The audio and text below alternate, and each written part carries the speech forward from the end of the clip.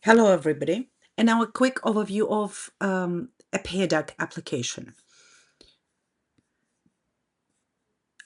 I have recent sessions, I have archived sessions, the ones which I used last year or at the very beginning of this year, and recent sessions, the ones which are still here available to me. Well, all of them are available. And you see that in my list, I see that some sessions are closed. That means that students have no access to them, even if they enter the code or follow the link. And some sessions are still open, live session, because I forgot to close it, even though I conducted it on the 5th of November this year. In order to close the session, that's pretty it is pretty easy to close the session. You simply press the three dots, then you end session, and the system asks you whether you would love to enter a name for this particular session. Well, I do that because it makes it easier for me to find the one which I need. I remember that this was week 7, that it was connected with DPC, Discussion Professional Communication, and we talked about summaries and text analysis.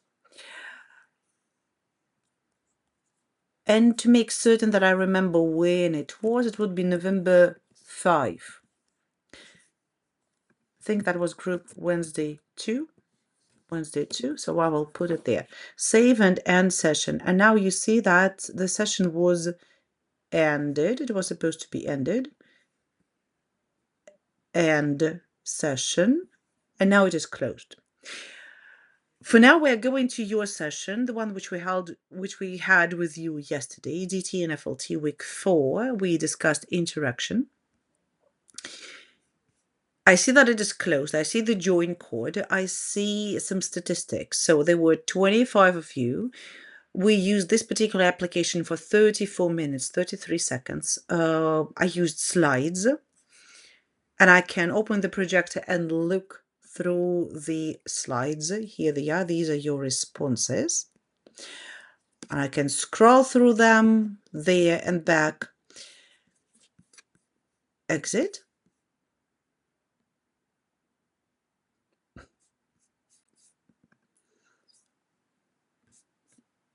As for the moments of engagement, then I can say that in total there were 52 of you, and 61% of you responded to those moments of engagement.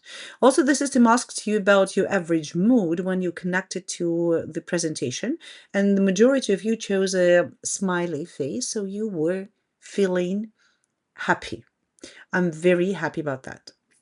As for the students, once again, there were 25 of you, and as far as I didn't ask you to join with your emails, with your Google accounts, I have no idea who was the chameleon, who was the crane, who was the deer, but if I had your names here, I would be able to see who felt engaged and motivated, who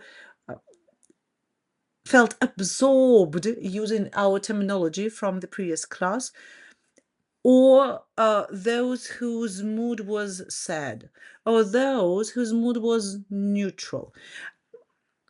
This data might help me to analyze not only your engagement, but also whether the material was very difficult or whether the material was very easy for you. Because in most cases, as you know, if it is difficult, your mood tends to shift to the grayscale. So instead of feeling bouncy and full of beans, you might feel a little bit tired, and probably you would choose the neutral emotion or simply skip this question.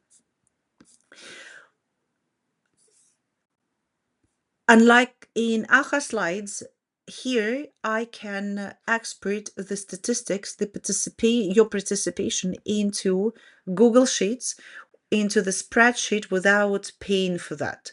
So simply 3 dots, and here we choose export to spreadsheet. Look what's going to happen.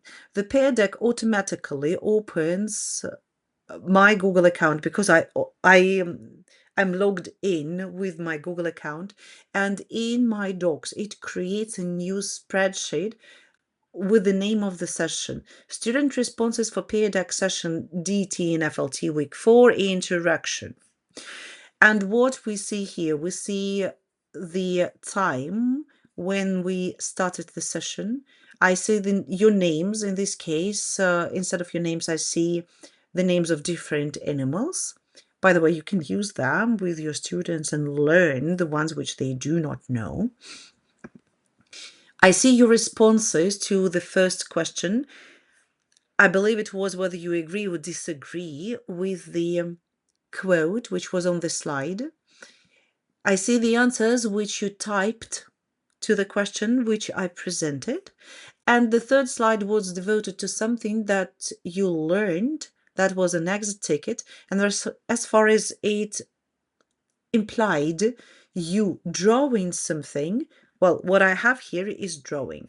But all your answers are in the system. So once again, if I open the projector, if I go to the slides, which I need, and in this case, this is the exit ticket, and see the responses, click show the responses, I see your answers and I see what you learned. And by looking through them, I can make a conclusion that you really loved the way we conducted our class yesterday. You really loved interaction.